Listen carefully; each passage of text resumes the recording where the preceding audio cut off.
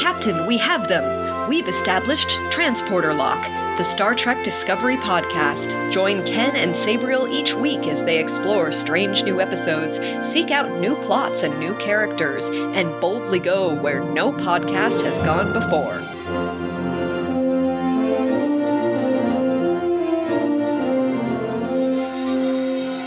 Hello and welcome to Transporter Lock episode number 82. I'm your co-host, Chief Engineer Ken Gagne, and joining me as always is my other co-host. Hi, I'm Captain Sabriel Maston. Wow, it's a different intro than normal.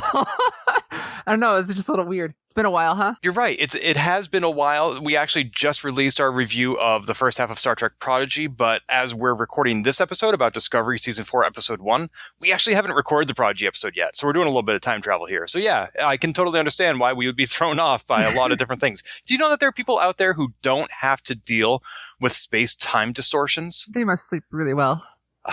So jealous. So also, today, it's November 20th as we record, but happy 25th anniversary to Star Trek First Contact that came out on November 22nd, 96.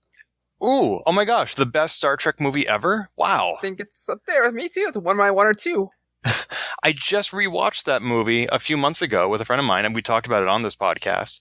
Every time I watch it, I feel like, oh, this movie just came out. And even though I've seen it a million times, every time feels like the first time. And it's just such an amazing movie. It feels like it. And for context, I decided, you know what, I'm going to see what else was happening in Star Trek at that week.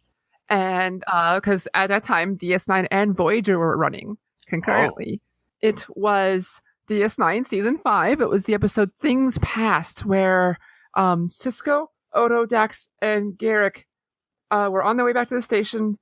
And on the station, they arrive unconscious. But for them, they're 7 years in the past, and Odo has to work out some feelings of the chicken was a baby, basically. Of the his chicken time. Was a it's a baby? MASH reference. I never saw that show. Okay. But Odo has to work through some feelings of his time on the station during the occupation. Because he didn't do everything he could have to save the various refugees, right? Right. Gotcha. And then Voyager, it was Season 3. It was the episode Warlord, where a dying Warlord transferred his mind into Kes, and she got to play a big, bad, evil person for the episode. She got to use her acting chops in ways that the show didn't really normally highlight.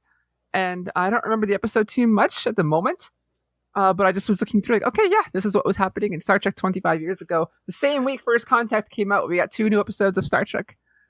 You know, I've only watched DS9 and Voyager all the way through once each when they were airing. I've never gone back and watched them again, but I remember them vividly. And Warlord, at the end of that episode, Kes and Neelix break up. Yes.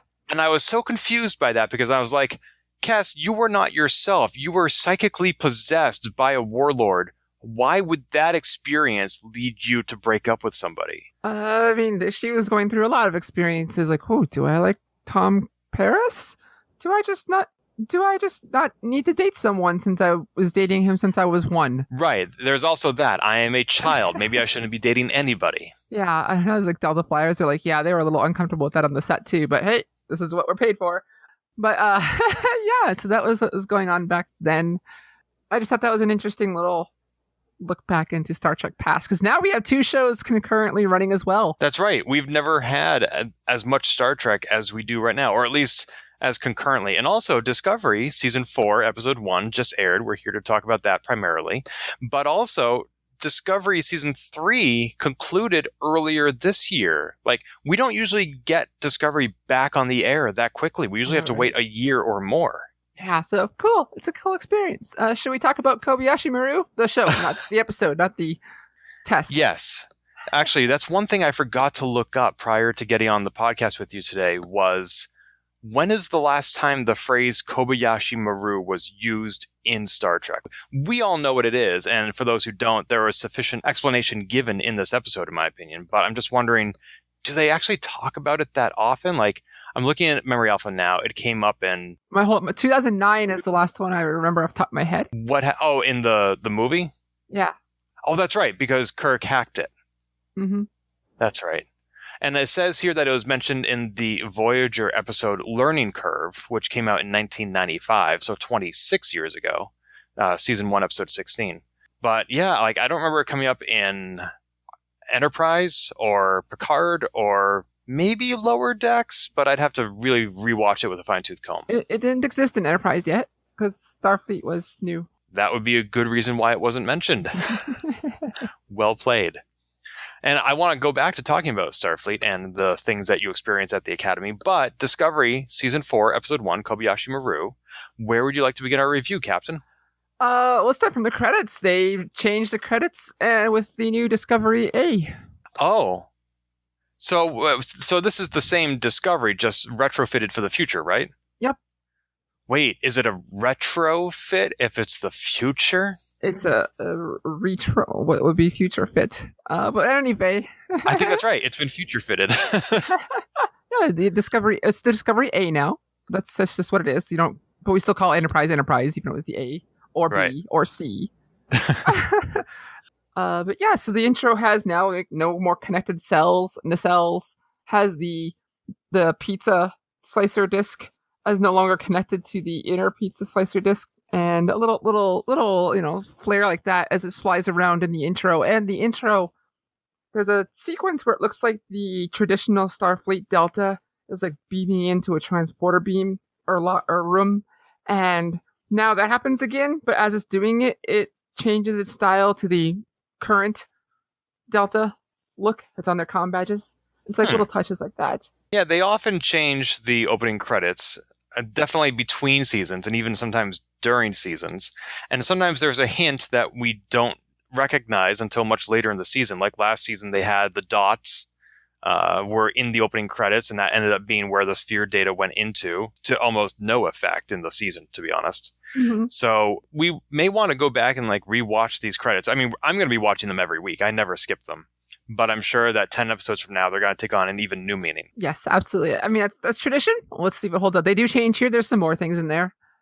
But nothing that I have committed to memory. Speaking of cosmetics, and I know we're not focusing on the most important things yet, but I really like the new uniforms. Really? Yes. Is there anything that you like particular, or you just like general? I think the colors are bright and vibrant. I like that it's not just like from the shoulders up, there's your color, because there's so much about the future that is so often muted. It's all blacks and grays. So to have this splash of color on the bridge is really nice. They do look a little bit formal, but they're also, I don't know, I mean, they look like a heavy material. Like you could go out in the winter and be warm in that uniform, which may not be a good thing on a bridge, but at least it's not form-fitting, which can be a little embarrassing, I think. I mean, you have the actors in padded muscle suits and chest enhancers, like in the original series or Next Generation. Or like with Boimler, exactly. So I think this accommodates more body shapes and sizes, which is a good thing. But for me, it's mostly just the color. For me, the trailers, I absolutely hated them. Yeah. I totally disliked the look, but in practice and the episode went on, I'm like, okay, I can dig these a bit more. I think some characters look really weird in full gold, like Reese? Jet and Reese. Oh. Jet was not in this episode, but she was in the season 4 trailer. Oh. And so some people don't look good in gold. They look better in blue. Yeah, I've specifically not watched the trailer, so I have not seen how Jet appears. I'm looking forward to seeing her. I'm glad to know that she's back. She's one of my favorite characters. And I wouldn't be surprised if, given the kind of character she is, she makes some snarky remark about, don't like these new uniforms. I hope so. Yeah. But in short, though, the episode, the uniforms have grown on me a little bit, but I think mostly the red and blue. Mm-hmm. One of the other things I noticed at the very beginning of the episode, as I'm getting used to these uniforms, and I see Burnham walking around Starfleet headquarters and Discovery, and I'm thinking to myself, she looks younger somehow. And I had to ask myself, is it the uniform? No. Is it her hairstyle? No. Is it how I keep forgetting how short she is until she stands next to somebody else? No. I finally figured it out. It was the fact that she was smiling. She's happy in her position here. Right. And that's not me making some sexist remark about how women should smile. It's the fact that Michael Burnham has not had a lot to smile about for the first 3 seasons. I mean, she was exiled from Starfleet. She had an abusive lover. She lost her mom. She got torn into the future and separated from her ship for a whole year. And she has had a really rough lot. And as we've said, the first 3 seasons were contiguous. Like, there was no rest for the weary here. And now, finally, season 4 starts. It's been 5 months since the last episode. She has a healthy relationship. She's the captain of a starship. She's helping bring Starfleet back. She's actually in her own skin. She's no longer thinking about what's the future for me. Maybe I don't belong in Starfleet. She has accepted who she is, where she is, who she's with. And I'm just so glad that somebody who's been through so much finally caught a break. That's an awesome point. That's a wonderful point. Yeah.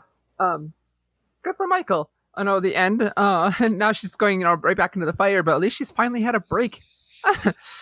Yeah, and I want to talk about how this ties back into the end of the episode, but we'll get there. What other thoughts do you have going into the show? In general, this episode afterwards was the most excited I've been for a season of Discovery after the first episode so far. And I cannot pinpoint the exact moment or what yet. Maybe that will come into light today. But something about this episode had me feeling the most hopeful for a good season yet. And it's not that I've disliked all the other seasons. It's just this one had me feeling that there's something different about this season. Going into the season, before I started watching the episode, I was like, okay, another massive threat to all existence that we know. And Discovery is the one who has to deal with it yet again. And afterwards, like, okay, I'm ready to see what you got. Now, see, I am a little disenchanted with the global or galactic threats that we keep seeing. And that's one of the reasons why, I mean, people have talked about not only are they constantly dealing with galactic threats, but they're also doing so in a season that is abbreviated compared to TNG. And that's one of the reasons why we have less character development. Although you and I have pointed out that Picard still managed to do it better than Discovery. But still, I'm like, so skipping to the end, we saw the planet, I'm sorry, what's the name? Quajon? Quajon, yeah. It got destroyed. And I started thinking about that in many cases is Star Trek's go-to to represent a serious threat. And I started thinking about what other planets have we seen destroyed. So the 2009 movie, Nero destroyed Vulcan. Star Trek Voyager, Species 8472 destroyed some Borg planets. Star Trek Generations, Dr. Soren destroyed, I think, a whole solar system. Star Trek 6, I don't know if this counts, the Klingons accidentally destroyed their whole moon. It works. Yeah. Star Trek, the original series, the Doomsday Machine, of course. Even Enterprise, they attacked Earth with a massive ray gun. That's right. The episode Twilight, we actually saw the Earth destroyed. Mm-hmm. That's right. I forgot about that. Good call. I tried finding some sort of a canonical list. Star Trek Online has a wiki list of destroyed planets. That doesn't count. I couldn't find anything like it in Memory Alpha. But I'm just tired of planets being destroyed to show how evil somebody is. Like, you want to show somebody's evil, like, attack them on a personal level. Like, go into their YouTube comments and leave something biting. On our next villain, Section 31's AI is back, and they're leaving negative reviews on Discovery's Captain's neighbor next door app. Sabriel, you're joking, but my stomach is churning just listening to that. And that's its entire plot, is to take down Burnham. No, oh my God, yes. Like, she becomes exiled again. Like, I don't know. I read about you on Yelp, Burnham. You got a lot of downvotes. That's right. Worst captain in the galaxy. Would not ride again. So, I suppose, maybe we can cut down to... I don't like to speculate too much, because especially this early, in who the big bad evil guy or thing or phenomenon is going to be. Because usually they give very few hints. I think there are a few hints this time. Do you want to spoil them for me? And not specific threat, but I think hints. I think it's an extragalactic threat, perhaps related to Andromeda. But the perhaps is my speculation. Remind me what Andromeda is? The next galaxy over. Oh, they're neighbors. Got it. Besides TV series also by Gene Roddenberry. Oh, did that have Kevin Sorbo? I think so. Yeah. That's unfortunate. I used to like him. Huh. Okay. And there's a few reasons why. I think it's an extragalactic threat. I do not know if it's a person or a thing yet. That is not told. And we are intentionally left in the void. But there is a line from the teaser where Michael says, this is a threat like none our galaxy has faced before. In this episode, early on, there is a moment where Saru is talking to the council on Kaminar, and someone asks, it basically is Kaminar not the most important part of our world, our home, taking care of our home, and he's like, he puts it into perspective, like, Kaminar is our home, sun, it's our sun, but is it our sun? It's, the sun belongs to 6 planets in this system, and this system belongs to the next thing, and then the galaxy. And he specifically brings out how Kamar's the part of the galaxy, and beyond that is space.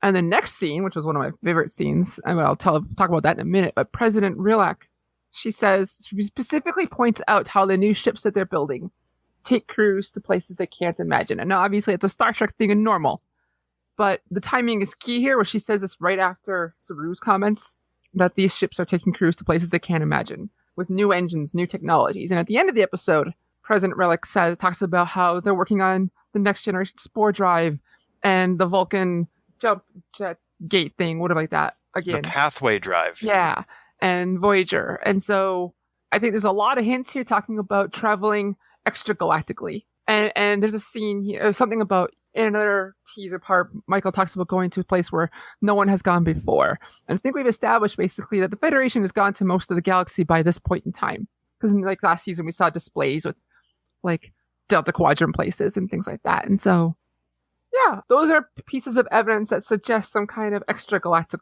threat, but not necessarily confirmation. So do you think that Starfleet has already gone to the other galaxy and said or did something to provoke them? No, because they didn't have the tech yet. Okay, so is this like a preemptive strike? Well, we've only seen one alive people from Andromeda before in the Star Trek's history. And that is from the original series, the Kelvin Empire. These are the people who Kirk and crew faced in by another name, and they came to the Milky Way to try and find places suitable for conquest and occupation. And so it's been 1,000 years. The MO would change if it means we're destroying planets, unless it's just meant to scare people. But if our big bad evil person or group is someone we know, I think it's the Kelvins. If it's not, who knows? Part of the speculation before I started thinking extragalactic threat is like the non-corporeal life forms such as the Q or the Prophets. I wonder if they had anything to do with that, but that just felt like such a weird stretch. This isn't their normal thing, and since they're people out of time, like I don't think their thing would change much without some kind of major catastrophe. Mm-hmm. So I know, like I entertained that thought for like 0.378 seconds, which was a an very long time for an android. Yeah. Interesting. I mean, Discovery is certainly not shy about tying into the original series. They tied into the Mirror Universe, the Guardian of Forever. They tied into the Defiant, going back in time from the Tholian Web, and of course the Cage / the Menagerie with the Telosians. This would be a pretty deep cut, though, if they were trying to tie into the Andromedans, because I'll be honest, the original series is the only series of Star Trek of which I have not seen every episode, and I don't think I know the one you're referring to. Oh, the Kelvins are also people who can turn people into salt. Get rid of yeah, it happened in that episode. I'll send you a link that will be completely irrelevant to listeners, but yeah, this is, oh god, it was season 2, apparently. I just pulled up this thing. But maybe this image will refresh a memory. You may have seen this picture before. Oh, that's not even the picture. That just went to the website. And so I know that's not the most, but you'll see this image of a salt guy picking up a salt person that you just click. Basically, they took all the moisture out of someone's body and turned them into the components of what's left, and like nitrates and carbon and everything, and then squished them, showing Kirk, this is how powerful I am. And so the Kelvins, if they have that kind of tech, and they can make gravitational forces and destroy planets, I think is within reason. But again, I'm only basing this in if our villain is someone that we know from Star Trek's past, Kelvin Empire is plausible. If it's someone else, we haven't been given enough evidence yet. I didn't realize somebody from the Kelvin Empire was in the biblical book of Genesis. They must be the ones that turned Lot's wife into a pillar of salt. Maybe, I guess, I don't know. I had no idea. What an amazing crossover. I love it. So that's my hypothesis at the moment. Well, I guess we'll see if there's more evidence or they just flat out tell us. I know I've been taking up a lot of time. I hope season 4 doesn't string us along as long as season 3 did. We've talked about the pacing of season 3, how I was okay with it, but yeah, we'll see. It'll be interesting to see how quickly things develop, because they certainly didn't waste any time establishing the threat here. Like in season 3 of Discovery, the first 2 episodes at least, we didn't really get to know anything about the Emerald Chain or about the burn. I don't know that either of those terms even came up. I think the Emerald Chain did when Burnham went to that city, but yeah, the threat that they ultimately ended up addressing, both the Emerald Chain and the burn, were not things right off the bat. Whereas here, season 4, episode 1, at the end of it, we have a planet killer, and we got to make sure that doesn't happen again. Yeah, right. I did have some observations about the planet killer. Actually, its effect. This was rather academic of me, but they go to the planet Quajon, and the helmsman says, there's nothing there. And Book says, well, you must have it wrong. And they're like, oh, well, we do see something 100,000 kilometers away. And I thought, how far away is that in galactic terms? Should they have been able to see it? Yeah. So I did some math. The diameter of our planet, Earth, is about 8,000 miles, or 12,700 kilometers. So that means that the planet Quajon was found about 8 Earths away from where it should have been. That's actually good context for comparison. However, you recall that planets are not fixed. They are in orbit, and so they're always moving anyway. So the Earth moves 66,000 miles per hour, roughly, or about 107,000 kilometers per hour. So the planet Quajon was as far away as Earth moves in about 1 hour. Wow. That's actually quite a bit in a way. It's quite a bit, and yet not much when it comes to space, because space is really, really big. You might think going to the chemist is long ways away. But it's true, especially when, so the Earth does move quite a ways in 1 hour, but that's 1 hour out of 1 day, and there are 365 days. So the Earth moves a lot, and this is a very small portion of that. So should it have showed up in their view screen when they arrived at the original coordinates? Probably not. Was it hard for them to find otherwise? No, and we saw that. They're like, oh, there's something right over here. Yeah, I didn't think it was kind of weird. Like, well, just show that. You don't need to be told. Right. Well, that's why I was wondering. They're like, they reiterated a couple of times. There's nothing here. There's nothing here. But there is something over there. Like, gee, you think that might be it? It's kind of like when somebody emails me and says, Ken, my password to the website isn't working. And I was like, can you send me a screenshot? And they do. And it says, password incorrect. And right beneath it is a link that says, reset password. And I was like, what happens if you click that? They're like, oh, I wasn't sure if I should. I was like, yes, do that. In universe, we see planets blowing up and moving all the time, but in universe, it's kind of an uncommon phenomenon. I can see them going like, that could never happen. Whoa, it happened. Right. Fair enough. So the aliens, the Alshanes at the beginning, I thought they were so cool in flight form. The butterfly people. Uh-huh. I thought that was a fun thing. They actually felt very original series to me, even though this is the first time they've ever appeared in Star Trek. Yes. I think that's a really good point. I hadn't thought of it that way, but you are correct. And that seems consistent with the vibe Discovery seems to aim for. And I thought it was cool. I'm sure there was something there that will, like the no strings attached line or something like that, might become important again later in this season. But this felt like a fun little way to introduce our season. And they're getting all talking about how Book and Michael talking about Grudge and calling her a queen, and they all you're holding royalty. You have a monarch on board? We will free the monarch. I know, it was just fun. That was a really cool effect with the butterfly eyes. Yes. Oh. Even when she said no strings attached and there was a long pause, I'm thinking to myself, they're not going to know what that means. And then she was like, oh, I'm sorry, that's an idiom. And they're like, we know. Yeah, and they even threw some back at her. They're like, oh, you're offering us this for the low, low price of... It's like, wait, what? Are they watching Earth infomercials? They had dealings with the Federation before, so apparently. Oh, sure. I'm not questioning it. I just thought it was funny. It was funny. It was funny. Yeah. And I like how she handled it. Like, she refused to fire. She refused to escape. I did question the choice of bringing Book on that mission because he's not Starfleet. Well, she said, I brought you here to do the empathy thing. And so she's using the resources available to her. But does that work on people? Empathy? Empathy? No. Don't ever empathize with people. I mean, again, read the comments. No such thing. I mean, Picard would bring Deanna to help empathize and stuff. So to me, it's no different than, she could, read emotions higher. We don't know really Book's capabilities, but it made sense to me. Also spend time with the boyfriend. That's true. But I also remember the time that Archer brought Porthos on a first contact mission, and that did not go well. I don't think Book peed on a tree. Oh, I don't think Book did. Like I'm talking about did. No. I'm talking about Grudge. Oh, I suppose that. Grudge being aboard the ship is one of the things that complicated this second contact mission. And maybe Grudge could have stayed somewhere else. Or Grudge could have been there.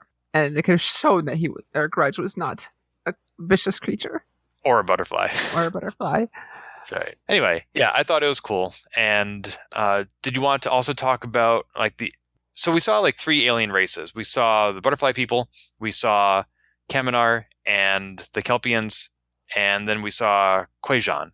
Do you want to talk about one of those other two? I think the Kelpin scene was one to show, okay, Saru's going to go back to Discovery. Sakal's like, it's okay. I know that being home was important to you and sticking with me was important, but I have friends now. You can go back and play with your friends if you want. And also to set up the whole comment I made earlier about how Kaminar is an island in the galaxy. I think Saru's words were to talk about perspective and show our threat. I liked the comparison of how Saru's definition of home has changed. Like, leaving Kaminar in the first place, which we saw in the short trek, The Brightest Star, was difficult for him. And now it's going back to Kaminar is difficult because that's no longer his home. Discovery is his home. And I liked seeing that evolution of the character demonstrated in this episode. I also liked how they called him something like the Great Elder or something. Yes. And their wording for him being a person out of time. That was neat. That's true. I mean, in Discovery's original era, no Kelpian had lived as long as Saru had because they always would have died before then. And so he would be the oldest person. You recall in season 3 when they found that hologram, they're like, we've never seen a Kelpian this old before on the holodeck.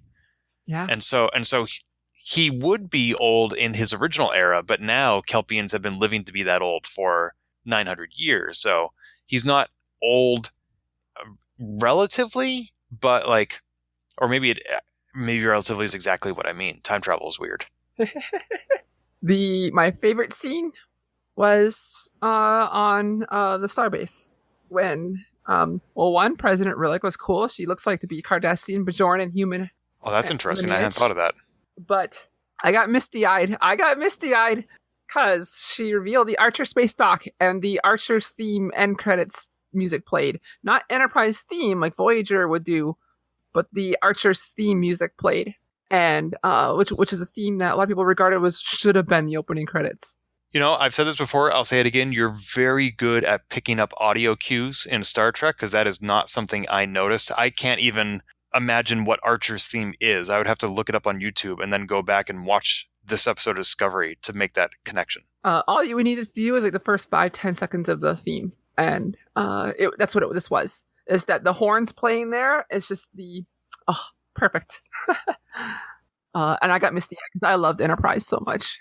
I loved Enterprise too. I really enjoyed it. It's another show I've only watched once through. But one thing that occurred to me when they unveiled the space dock was, for a show that is so good about diversity, why would they name the space dock after a straight white cis man? Like why not call it the Gomez space dock? I mean, to me, it was more like we are starting our space travel. Archer was the first person in Starfleet to really start our space travel. That's fair. That's legit. Okay, that makes sense. But I was also thinking, if they do want to name it after a straight white cis man, and if Lower Decks is canon, why not call it the O'Brien Space Dock? I know, who knows? O'Brien might still be around. We know we had a statue on him, but That brings up a good point, which was in season 3 of Discovery, there was a lot of internet chatter about who's the president of Starfleet, who's the president of the Federation, who is it? Like, some people thought it's going to be Picard in his robot form, he's still alive, or some other people actually thought it's going to be Cisco come back from the Prophets. And actually, it turns out it's nobody we've ever heard of before, and that is totally fine with me. Me too. One thing about the president, though, is so last season we were not really sure if the admiral was a good guy or not, and now we know he is, and he's smiling, and he's glad to be reunited with his family, and so we sort of like have filled his former role with the president, because we're like, is she a good person? Yeah. Is she manipulative? And there were a couple of scenes that stuck out for me. One was when Burnham was flying back to Discovery and she opens up a private line with the president and says, "Did you read his file, or were you actually on his planet?" And that just seemed like a weird thing for Burnham to focus on, given everything else that was going on at that moment. That did to me too. That felt like out of place. Like, it was a question you ask later. Right, exactly. And also, even if you do want to ask it later, it's still not important. Like, clearly Burnham has an opinion about politicians, and she's looking to fill those preconceived notions. But now's not the time, Burnham. And also, just like, it doesn't, like, I agree with the president. Does it matter? Like, I would have done the exact same thing in her position, in the president's position. Yeah, I hope. My first thought was, oh, please don't make her a villain now. And they made her seem likable to me by the end. But I also, she's an actress I've seen in other shows. And I hope they don't pull on those acting chops to make her turn evil. What else have you seen her in? She played Helen Smith in The Man in the High Castle, Oben Gruppenführer's wife. She was basically the wife of the president of the Nazi America. Okay. Did not know that. Really hard show to watch, but good in the entertaining sense. And the bad guys do get their comeuppance. Well, good. So, I mean, you should punch Nazis. Yes. Yes, always punch Nazis. That's going to go on my ship's motto. The USS always punched Nazis. No. But that, whatever the ship name, and then they always have like some Latin motto. Oh, I know. I was just saying, why stop at the motto, Captain? Why not just go whole hog? So. The punch Nazis A, the punch Nazis B. Yes. I'm down with this. There was a really interesting line the president said to Burnham, which was, "A question doesn't imply questioning." I think I understood what she meant, but it nonetheless made me wonder, if you're not questioning her, then why are you asking the question? To make them stop and think about why they said it. You do it to me all the time, not that sense of dramatic tension, but like, it's just to push, like, why do you think that? It make you think a little bit more, like, why do you think that? Wait, did you say I do that? Yeah. I'm like the Madam President? It's part of the... You also ignored the rest of what I said, but... I always focus on the parts that are about me, Captain. Come on. As someone who's doing interviews or asking people, like you're on a show, or on panels, someone will say something, and they may not... It may kind of be instinctual to them or just kind of come out, and so when you pause them to make them think about why they said what they said. And sometimes it's just one of those things, like instinct. Other times it's like, you know what? Why did I say that? Was it right to stop Burnham when you're in the middle of an evacuation crisis? Questionable. But I don't think the president was wrong. Agree about it being questionable. Even Burnham said, if you're not relieving me from the chair, I have a mission to do. And she's like, you're the captain. I was like, good, because those precious seconds might have just cost somebody their life. Yeah, that's all I kept thinking of those moments. Like, yeah.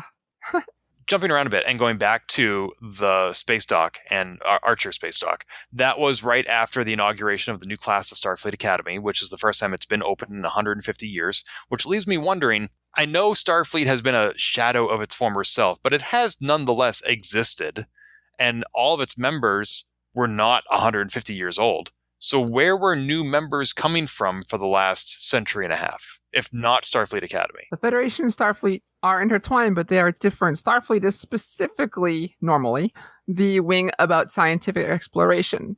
When the Federation, before Discovery arrived, was on crisis mode survival. And so they were getting people, but there was not a mission of discovery, a scientific discovery. And there was no training program, apparently, because there was no academy. Doesn't mean there was no training program. It was just no Starfleet. There was no scientific training. At least no formalized. So Starfleet is just a separate wing. Is their science wing? But like Starfleet existed. Like that's what the Admiral was the Admiral of. Yeah, but they had something, but they didn't have like a formalized academy in the sense that we know it or you remember it. I guess it's kind of like how Adira became Starfleet without going through Starfleet Academy, or even Ensign Crusher was an ensign on the Enterprise before going to Starfleet. Yeah, and so to me it didn't seem weird. It's like, okay, now we can finally slow down and do things our traditional way again. Impressive that I think they got 21 Federation members either joining or rejoining just in 5 months. And some of them, she even said, were their former antagonists. Yeah, so it makes me think like people who had joined the Emerald Chain joined up with them. Like, cool, you got the dilithium, we'll work with you now. Now, does that mean it's a good relationship? Who knows? Well, maybe we'll find out in the future. It is a little concerning that so many people are so easily swayed just by dilithium. I mean, granted, I recognize that it enables space travel, but it's still just one resource. We don't know if it's easily swayed. We don't know what they went through. I don't know much about the history of the European Union, but I wonder, like, did any country go from antagonistic to a member of the EU in just 5 months? I don't know. Me neither, but... One of the exchanges that Burnham had with the president near the end, Burnham said that her experiences have prepared her for any kind of captaincy, which is not only a bold statement, but also 5 months ago at the end of season 3, she was hesitant to take the reins of the Discovery. She's gained some confidence, or she watched a lot of Star Trek and watched a lot of what Picard and all or of them she did. Like, she asked the computer, show me a list of the most decorated captains. What advice do you have based on them? And of course, the sphere data is like, oh, you should just do this and then you'll be awesome. Just watch Saru's episode. Right? So yeah, so clearly she's not only happier, but she's also more confident. But now, I don't think we're going to see a lot of that happiness because Book, just like Spock, is one of the last of his species, if not the last of his species. I'm referring to Spock in the movie universe. Yeah. That's going to have an impact on their romantic relationship. Yeah, I mean, she's going to be there for Book. Book's going to need some support. Book's going to have a journey where he wears his connection necklace again. Because during the ceremony, little kid was like, why don't you wear yours, Uncle Book? And he's like, that's a story for another time. And so that other time will come sometime during the season. By the end of the season, he'll be wearing it again to honor Huijan. But yeah, he's going to go through some things. But he's going to have, I think he's going to have Michael there to support him. And maybe we'll find out why he's called Book. Maybe. He's a really big fan of Firefly. Damn it, I was just going to say that. Well played.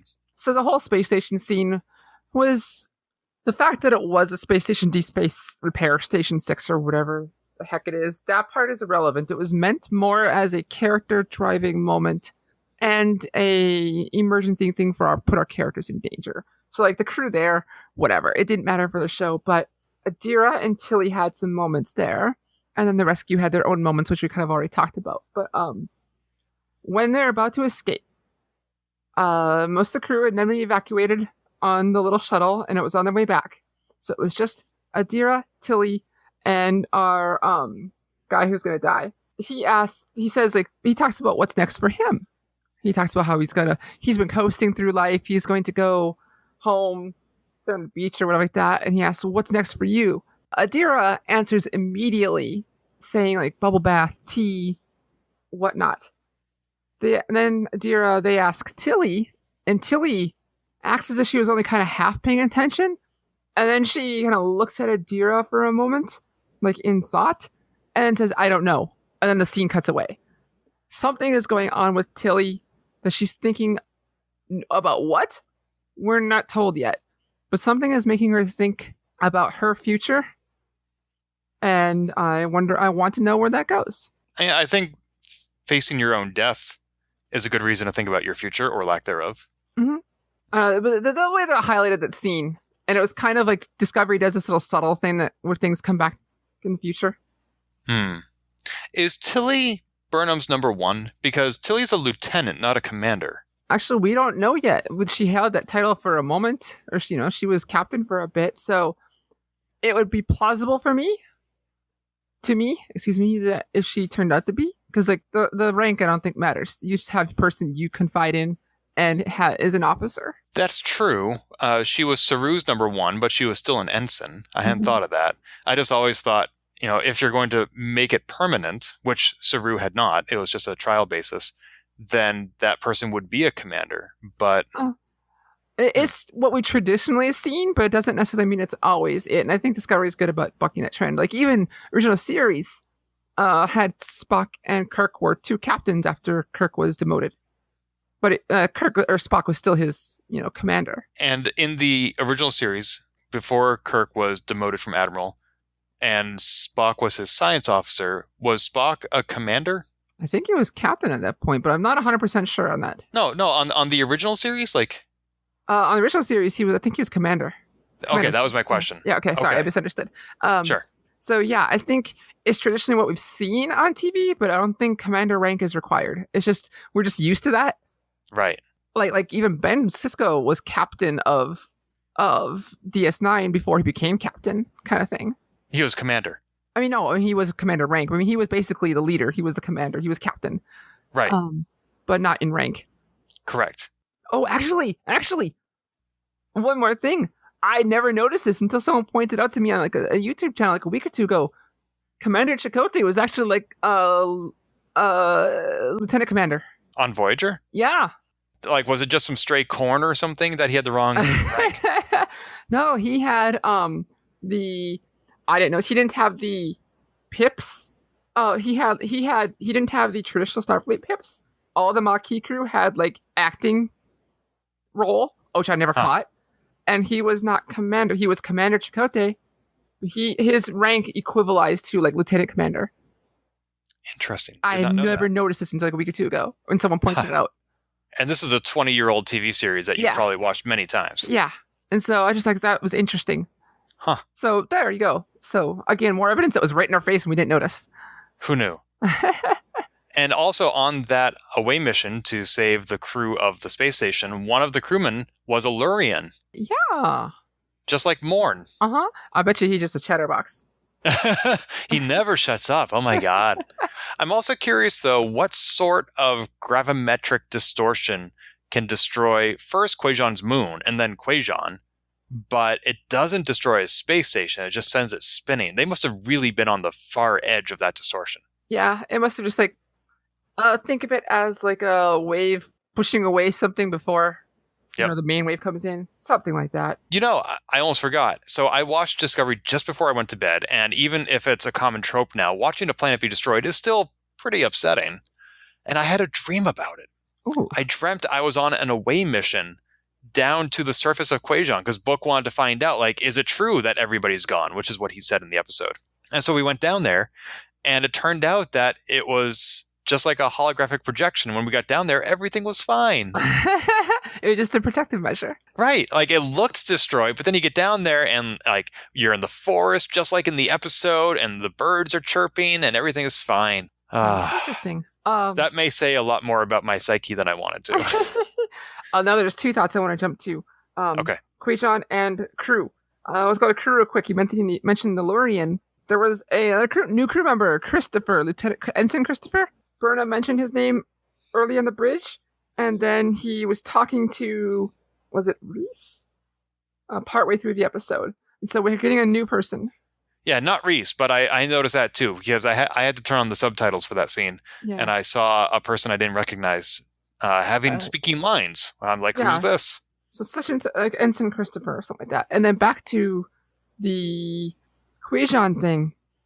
As Book was talking to his brother, I think quote unquote brother, he was flying into space. They're talking about his brother's like, maybe the birds just felt an earthquake before we did. I'm like, okay, that's going to be an important line now. Something micro that the birds felt before bad things happened. I bet you if birds can feel it, butterflies can too. Maybe. And so I think that'll be a thing. Like, you got to watch for the early shocks before the big one. Now that they know more about the nature of this disruption, they are going to come up with some way to either track it or detect it or predict it. Yeah. And maybe it'll be a canary in a coal mine. Who knows? I have one last thought, which is near the very, very beginning of the episode, as Book and Michael are leaving Discovery, they cross paths with a Tribble. That was in my random thoughts list. I don't think that's important. I think it's just a random thing that they threw in. But nonetheless, us being Star Trek fans, small things create big thoughts. And I really want to know, have the Tribbles joined the Federation? Right? Like, that Tribble knew where it was going, and Michael was just kind of chuckled as she stepped out of the way of it. Like, oh, excuse me. Also, I don't usually see Tribbles being that mobile. No, that thing is booking it. Ah, yes. So that's the end of my random thoughts until I have some other non-Discovery stuff to share. Let's wrap up with yours. Well, I have more random thoughts, but I have one more thought about the episode that was not random. Okay. Adira. We got to see Adira and their partner, who escapes me because I'm putting myself on the spot. They had the scene early on. Well, first of all, Michael, when they're trying to science the heck out of the problem, they talk about get them to help out. And I kind of paused for a minute, not because it was a stand-up line for the line, but just also like, it's so rare for me to hear shows use they, them pronouns for any character, period. And that's what made me do a pause. Like, oh man, it just felt good that they're respecting that. Yes, that shouldn't stand out to me, but it does, and in a good way. Yeah, it stood out in a way like, wow, it's something that's not common on TV yet. And I'm glad that it's the norm here on Discovery. But about Adira and one syllable, I heard you typing. Did you look it up for me? Because I can't. Gray. Gray, thank you. They had a scene where Adira steps onto the bridge and they're nervous, which was adorable. And Gray is talking them down. It's like, you can do it. And Gray is like, once we incorporate my body, like very much like telling us what's going to work, they're going to work on this season at some point. I thought that was cool. But then on the space station, or no, just as Tilly and Adira get back from the space station, they crash landed on the shuttle bay of Discovery. Discovery jumped away, but a rock jumped with them and crashed into the ship as well, meaning the escape shuttle was still destroyed, even though they made it back. And Adira steps out in shock, and they say, like, I don't understand, we made it, we were safe. And that moment feels like it's going to be very important for Adira, coming to that realization of, you're not always safe when you think you are. I guess I don't know the exact lesson there, but it felt like it's going to be an important moment for Adira to work through. That moment of, I don't understand, we made it, we were safe. How come we're still like this right now? Right. That shock moment, even if it doesn't have anything, that shock felt, it's going to be something I don't know, it just felt important. Well, we never know. Like last season, we had Detmer dealing with PTSD from bringing the ship into the future. I didn't expect that was going to happen, but yeah, these characters are still going through a lot. And I think we heard in a panel on Star Trek Day just 2.5 months ago that Gray is going to be incorporated and that we are going to see more of this character in a more substantial form. Cool. Oh, Adira is going to kind of start realizing, like, because all of Adira's experiences so far, everything has worked out. All of a sudden here, they thought they helped someone, they rescued someone, they got back safely, and the person still died. So that's going to be something that they are going to work out. I mean, that's the Kobayashi Maru right there. So this is a lesson not just for Burnham, who did go through Starfleet Academy, but also for Gray and Adira, who did not. Yeah. Because there was no such thing. Right. So I think that was neat. That was just my thought of the episode itself proper. My last random thought, because I actually brought up the other ones throughout the episode we were talking today. So the last one of my 5 bullet points is that Stamets said the Heisenberg compensator is offline, and that's a transporter function. And it made me think that the personal comm badges let you beam around, use the ship as a base of some kind, or something like that. And then, right after Stamets says that, we see Burnham actually use a turbo lift. So good continuity. I too wondered about the Heisenberg compensator. I thought everything had just been miniaturized and shrunk into the comm badges and didn't need a central processing unit, basically. I did too.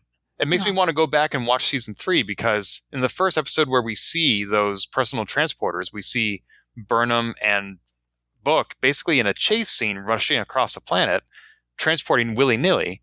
Was that his ship coordinating all that? Yeah, I think this is tech that they either hadn't laid down how it works yet, or I'm just in season 3, or we're not supposed to think about it, or they're just adding a new thing to it for the season 4 dramatic effect. Make it up as you go. That's fine. Yeah. This is Star Trek. By the way, I do want to point out, I really appreciated this line from Saru, which was, "One cannot have all the lives one desires." Yeah. I was like, that's so true. There's so much I want to do in this life. And it kind of reminds me of that Garfield animated special where he gets to the end of his 9th life and he lies and says, "Oh, no, that was our first life." And they're like, "Oh, okay, well, you get 8 more then." Like, yes. And my friend Odie here is also a cat and gets 9 lives. They're like, "Oh, okay." I was like, oh, I do want to have all the lives I desire. Right. Anyway, so that was Discovery Season 4, Episode 1. We'll be back. There are a couple of other things I want to mention in the meantime, which was we, I think, got a DM on Twitter about a special that aired on November 5th on the History Channel, celebrating Star Trek's 55th anniversary, which was, of course, 2 months ago. The special was called The Center Seat, 55 Years of Star Trek. It's a 10-part docu-series. Wow, how did I not hear of this? I don't know. It's on the History Channel. I think the first 4 episodes are free, or maybe they all are. I haven't, to be honest, read the full press release, but I'll tweet it and I'll send it to you. History Channel, you say? Aliens. Right. It's kind of like when the Boston Museum of Science had a special about Harry Potter. I was like, but this docuseries is narrated and executive produced by Gates McFadden, who we all know is the choreographer from Labyrinth. Yes, a key important role there. I think she did Right. something else too. Yeah, nothing relevant to this documentary. It's sort of a weird pick, but so yeah, that is something that we can watch in our spare time. Also, actually more relevant to Discovery is that season 4 is not airing internationally on Netflix. Yeah, the burn continues. I hadn't heard it called that. I like that. I thought of that this morning. I'm like, Paramount getting rid of Star Trek on Netflix slowly. Now you have to go to Paramount Plus or Amazon to watch some of the shows, and now they're getting rid of Discovery on Netflix outside of the US. I haven't fully explored to understand the internal machinations and what business transactions led to this.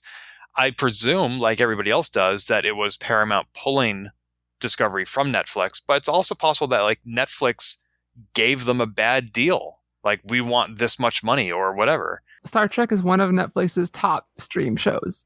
Mm-hmm.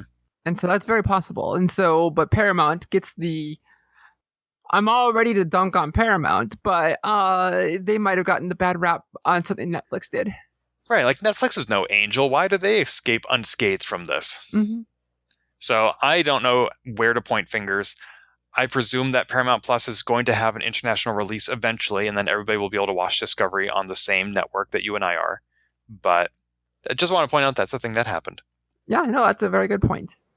And one more thing is I was watching some short films, some short fan films on YouTube. I watched a couple of Star Wars shorts, and then I watched a Batman short. One of the shorts was featuring Han Solo. He is caught in a bar, like cheating at cards, because he's trying to win back a lightsaber that he can then trade to a merchant or a collector who has kidnapped Chewbacca. So he wants to trade the lightsaber for Chewbacca. And the collector who has kidnapped Chewbacca is played by Doug Jones. Huh. I was like, it was just a weird cameo that I did not expect. That's fun. It's a good short. I'll drop a link in the show notes. The battle choreography sucks, to be honest, but everything else was great. I enjoyed it. And then I went right from that to a Batman short. I don't remember how I got led from one to the other. And it's the idea behind this short is that Joker is dying from cancer, and Batman goes to Arkham Asylum to see him and see what his last words will be. And so he walks, like, of course, Joker is at the very end of the hallway, and Batman has to walk past every other of his rogues gallery of villains trapped in Arkham Asylum, and they're all saying hi as he walks by. And there's Killer Croc, Mr. Freeze, etc. One of them is the Riddler, played by Doug Jones. And like he has one line and that's it. It's just as Batman walks past his room. So a real cameo. But I was like, first of all, Doug Jones is a famous actor. Why is he appearing in fan films? And why is he showing up in 2 consecutive fan films I happen to be watching? Maybe that's why they were linked. Maybe. Like the 2 Star Wars films I watched both starred the same actor. In one, he played Han Solo, and in the other, he played Obi-Wan Kenobi. And I specifically watched those because he recently made news with like a teaser trailer for Robin Williams' biopic where he played Robin Williams. And it's not an actual movie. It's not a trailer for a full thing, but I really liked how well he played Robin Williams. So I wanted to see what else he did. I found these 2 Star Wars films. And then somehow I found a Batman film. And he was not in that. So whatever. But yeah, Doug Jones is everywhere. Moral of the story. It's funny. This actor I didn't really know until Discovery, and then it turned out I knew him from a number of shows before and just didn't make the connection. Yeah, I've seen him in a couple of horror movies, but in these 2 things I just mentioned, he basically plays himself. Like, he's immediately identifiable, unlike in some of the horror movies. Like, what was that? Pan's Labyrinth, which did not have Gates McFadden as the choreographer. Very different film. Very different film. Yeah. Anyway, shall we wrap up this episode? Yes, let's wrap up this episode. It has been wrapped. Yes, and now we will time travel back to watch and review Star Trek Prodigy, which was our previous episode of Transporter Lock. Until next time, let's fly. If you've enjoyed this episode, please leave a review on iTunes and keep your hailing frequencies open by following us on Twitter @TransporterLock or subscribing to our podcast and email newsletter at transporterlock.com.